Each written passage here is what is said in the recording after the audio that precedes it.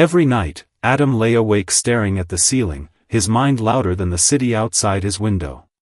In the darkness, he lived a different life. A powerful life. In his imagination, he was confident, disciplined, respected. People listened when he spoke. His work mattered. His name meant something. He replayed moments that hadn't happened yet, success interviews, quiet smiles after big wins, the feeling of finally proving himself right. These thoughts didn't excite him anymore. They haunted him. Morning always arrived too soon. The alarm rang, and with it came the weight. Not the weight of hard labor or long hours, but the heaviness of unrealized potential. Adam sat on the edge of his bed, phone in hand, telling himself he would just check one thing before starting his day. One message. One video. One scroll. Minutes disappeared. Then hours. By the time he looked up, the day had already decided for him. He wasn't stupid. He knew exactly what he was doing. Adam had plans. Detailed ones. He knew what he should be doing. He had notebooks filled with ideas, goals, timelines that once felt important. He watched people his age move forward, building careers, businesses, lives, while he stayed mentally busy and physically still. From the outside, it looked like laziness. From the inside, it felt like suffocation. He told himself he was preparing. Preparing to start. Preparing to be ready. Preparing for the perfect moment. But the truth was harder to face. Every time Adam thought about starting, his chest tightened. The dream was too big. The expectations too heavy. If he tried and failed, at least he would know. And knowing scared him more than staying stuck. As long as he didn't begin, the dream stayed perfect. Untouched. Unproven. So he waited. Days passed like this. Then weeks. Then years. Adam became an expert at excuses. He blamed his energy, his mood, his circumstances. He told himself that once he felt motivated, everything would change. But motivation never stayed. It came in waves late at night and vanished by morning. The worst part wasn't doing nothing. The worst part was knowing he was capable of more. That knowledge followed him everywhere. It sat beside him while he laughed with friends. It whispered to him when he tried to sleep. It showed up unexpectedly, like a mirror he didn't ask to look into. Every unfinished task, every delayed start, every promise to himself became another quiet disappointment. Adam didn't hate his life. He hated himself for wasting it. Sometimes, he imagined two versions of himself standing side by side. One was who he was now, tired, distracted, always waiting. The other was who he could have been, focused, disciplined, alive. The distance between them felt impossible to cross, so Adam pretended the other version didn't exist. But deep down, he knew. Ambition burned inside him like a fire with no oxygen. It didn't push him forward, it exhausted him. It reminded him constantly of the gap between intention and action. Between dreaming and doing. People around him said, "You have so much potential." They thought it was encouragement. To Adam, it felt like an accusation. Because potential unused becomes pain. He wasn't lazy in the way he appeared. He could stay up all night thinking, planning, imagining. His mind never rested. What he avoided wasn't effort, it was the risk of becoming ordinary after believing he was meant for more. So he stayed comfortable. Comfort became his hiding place. His escape. His prison. And slowly, without any dramatic moment or clear warning, something dangerous happened. Adam stopped trusting himself. Every promise he broke made the next one weaker. Every delay trained him to expect nothing from his own willpower. He didn't fail loudly. He faded quietly. One evening, sitting alone in his room, Adam felt a strange emptiness. Not sadness. Not anger. Just a hollow realization. Time was moving forward without him. The dreams were still there, but they felt heavier now. Less hopeful. More demanding. Like they were asking a question he could no longer avoid. How long are you going to run from the life you want? Adam had no answer. And in that silence, for the first time, he understood something painful and true. It wasn't the world holding him back. It wasn't bad luck, or lack of talent, or missing motivation. It was his refusal to take the first uncomfortable step. That realization didn't inspire him. It broke him. The realization stayed with Adam longer than he expected. It didn't fade after a night's sleep or dissolve under distraction. It sat in his chest like a quiet ache, following him through ordinary moments. When he brushed his teeth, it stared back at him from the mirror. When he ate, it took the flavor out of the food. When he laughed at a joke, it whispered that this wasn't the life he had imagined. He tried to ignore it. For a few days, Adam went back to old habits. He scrolled longer, slept later, told himself he was overthinking everything. But something had shifted. Comfort no longer felt comforting. It felt thin, like a blanket that didn't quite cover the cold. The excuses that once soothed him now sounded empty, even to his own ears. One afternoon, almost without planning it, Adam visited his old teacher. The man lived simply, in a small house filled with books and quiet light. Adam hadn't seen him in years. He didn't even know why he was there. Maybe he just needed to be around someone who remembered a version of him that still believed. They talked about small things at first. Weather. Time. How fast everything seemed to move. Adam listened more than he spoke. Finally, the teacher looked at him and asked a simple question. Are you doing what you thought you'd be doing by now? Adam opened his mouth, ready with a familiar answer, but nothing came out. His throat tightened. He shrugged, pretending it didn't matter. The teacher didn't push. He just nodded, as if he already understood. After a long pause, he said something that landed deeper than any lecture ever had.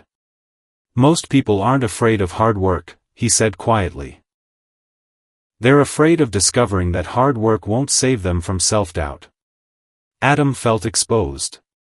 He tried to laugh it off, but the sound felt wrong.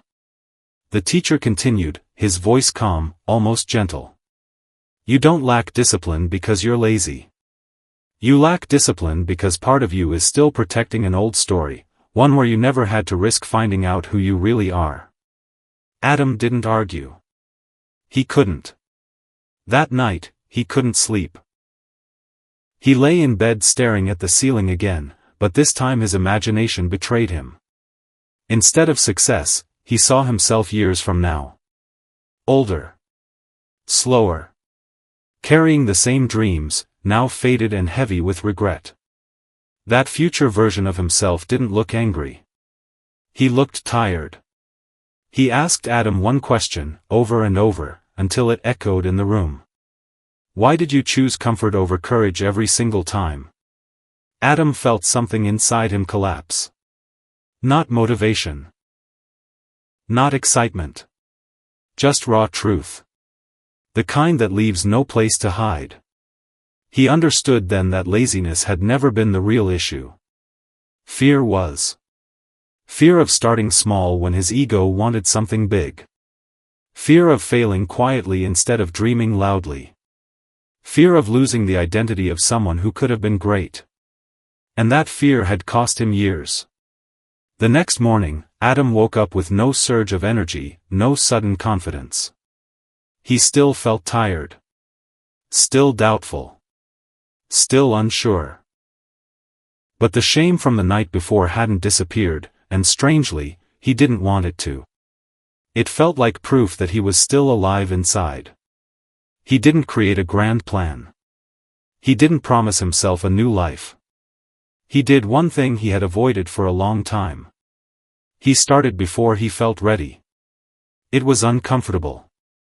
Awkward. Smaller than his ambition wanted. His mind immediately told him it wasn't enough, that it didn't count. But he did it anyway. That day, nothing magical happened. But something subtle did. He proved to himself that action was possible without motivation. The next day was harder. The resistance came back stronger, whispering that one day of effort didn't mean anything. Adam almost listened. Almost. But then he remembered how empty doing nothing had felt. So he acted again. Some days he failed completely. He procrastinated. He slipped. The old habits waited patiently, ready to welcome him back. But this time, he noticed something different. The failure didn't destroy him. It didn't confirm his worst fears. It simply showed him where he still needed to grow. Slowly, Adam learned a lesson no quote had ever taught him. Discipline isn't built when life is easy. It's built when you act despite the discomfort. He stopped waiting to feel like a different person. He became one small decision at a time. Each action weakened the fear just enough for the next step to be possible. Weeks passed. Then months. Adam still had doubts. He still felt lazy sometimes. But now, laziness didn't control him. He recognized it for what it was, a signal, not a sentence. A feeling, not an identity. One evening, sitting alone again, Adam realized something that made him pause. The dreams were still big. But they no longer scared him. Because he was no longer standing still beneath them. And for the first time in a long time, Adam trusted himself. Not because he felt confident, but because he had learned to move forward even when he didn't. That was the real change. Not a dramatic transformation. Not a sudden victory. Just a quiet decision to stop abandoning himself. And that decision changed everything. That quiet decision did not announce itself with fireworks. No one applauded. No dramatic music played in the background of Adam's life. In fact, most days looked painfully ordinary. He woke up tired. He still felt resistance. The phone still tempted him. Comfort still whispered. The difference was subtle but dangerous in a good way. Adam no longer believed the lie that he had to feel ready before acting. Some mornings, he sat at the edge of his bed arguing with himself. One voice told him it wouldn't matter if he skipped today. That consistency was pointless if it wasn't perfect. That starting late meant he had already failed. The other voice was quieter, not confident at all, but firm. It said, do something anyway. Not everything. Not something impressive. Just something honest. And Adam listened to the quieter voice. He began to understand that discipline was not a personality trait. It was a muscle. Weak at first. Shaking under the smallest weight. Embarrassing, even. Especially for someone who had spent years imagining greatness. But muscles don't grow through imagination. They grow through tension. There were days he felt ridiculous. Working on small tasks while his mind screamed about big dreams. His ego hated it. The ego wanted overnight change, public success, proof that he was special. But Adam was learning that the ego was the same thing that had kept him stuck for years. It loved ambition, but hated humility. So he practiced humility. He showed up when no one was watching. He worked when it didn't feel meaningful yet. He stayed even when the excitement died. On some days, he did the bare minimum. And even that felt like a victory compared to the nothing he used to do. Slowly, something unexpected happened. The shame began to lose its grip. Not because Adam became perfect, but because he stopped betraying himself. Each small action repaired a tiny part of his self-trust. And self-trust, he learned, was more powerful than motivation ever could be. The future version of himself, the tired, regret-filled man, stopped appearing in his thoughts as often.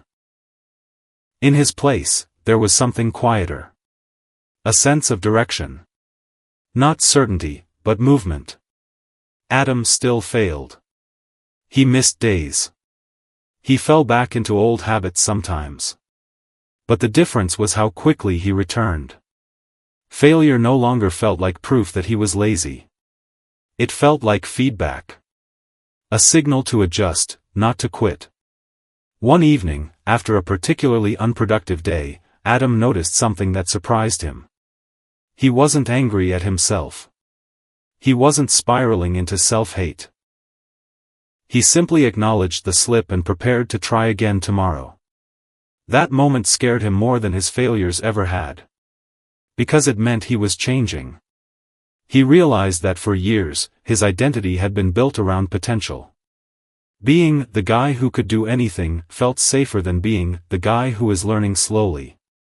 Potential required no proof. Effort did. Now, Adam was choosing proof over fantasy. The days blended together. Progress came quietly. Not in massive wins, but in habits forming without effort. The resistance never disappeared completely, but it weakened. It lost authority. It became background noise instead of a command. Adam began to respect himself. Not because of results. Because of consistency. That respect changed the way he walked, the way he spoke, the way he thought. He no longer needed to imagine success late at night to feel alive. He felt alive during the work itself. Even when it was boring, even when it was hard. One afternoon, while watching people rush through their lives, Adam realized something that stopped him in his tracks. He was no longer waiting. Waiting had been his real addiction. Waiting for motivation. Waiting for confidence. Waiting for the perfect moment. Waiting had felt productive, but it was just another form of fear. Now, even on days filled with doubt, he moved. And movement changed everything. Adam understood at last that ambition without action is a curse. It turns inward. It poisons self-worth. But ambition guided by discipline, even imperfect discipline, becomes fuel. He didn't become fearless. He became brave enough to act while afraid. Years from now, no one would know how close he came to wasting his life. No one would see the night spent stuck between dreams and avoidance. But Adam would remember. And that memory would keep him grounded. Because he knew the truth now. He was never lazy. He was avoiding the pain of becoming who he needed to be. And once he stopped avoiding that pain, it stopped controlling him. Adam looked at his life, not with pride, not with regret, but with responsibility. The kind that doesn't crush you. The kind that frees you. He finally understood that change doesn't come when you feel ready. It comes when you decide that staying the same hurts more than trying. And that decision, made quietly, over and over again, was what changed him forever.